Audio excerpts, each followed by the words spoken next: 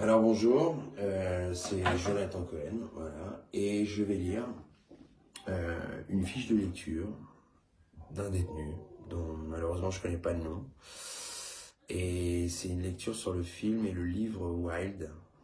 Voilà, donc je suis très content de lire cette lettre. Enfin du moins cette fiche de lecture. Alors, après avoir vu le film Wild il y a quelques années, j'étais ravi et impatient de lire le livre. Je l'ai dévoré en 2 jours. J'ai pas pu me détacher de l'histoire avec un plaisir certain à voyager aux côtés de Cheryl. Bien plus qu'une randonnée, elle chemine dans sa propre histoire, au plus profond de ses peurs, ses angoisses, ses émotions, pour enfin se révéler.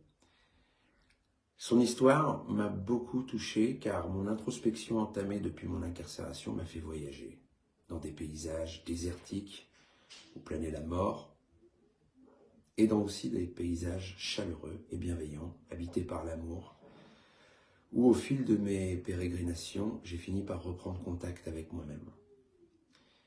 J'ai appris à accepter, à me détacher de cet amour maternel nocif, étouffant, qui empêche d'être soi. J'ai appris à reconnaître que les parents, malgré leurs efforts, ne sont pas parfaits, et ainsi j'ai appris à les pardonner. J'ai appris à reconnaître mes dysfonctionnements, mes erreurs, mes insuffisances pour continuer à avancer. À travers l'histoire de Cheryl, on ressent la souffrance qui finit par se transformer en violence, la maltraitance de son corps, la dépression, le refus du bonheur, l'image négative de soi, mais lorsqu'elle s'autorise à ouvrir les yeux et reprendre contact avec elle-même, sa vie bascule et elle se libère. Il y a bien pire qu'est le mur d'une prison, l'enfermement intérieur, l'inhibition des émotions. La vraie liberté est souvent au plus profond de nous.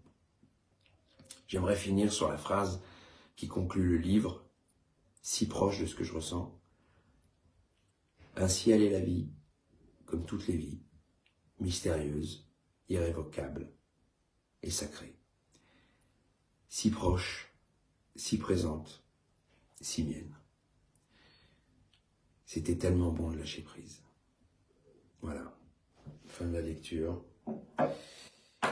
Une fiche de lecture qui me touche tout particulièrement parce que je me retrouve aussi dedans, dans ce long voyage que peut être la vie et surtout parfois de ces poids lourds dont il faut se délester pour pouvoir avancer, pouvoir se trouver soi-même. Voilà, s'affranchir de son passé, de ses parents, de tout ce qui nous constitue, mais qui parfois peut nous empêcher d'être soi. C'est pour ça que je suis très content de lire cette lettre, très content de l'avoir lue surtout, et je vous salue fort.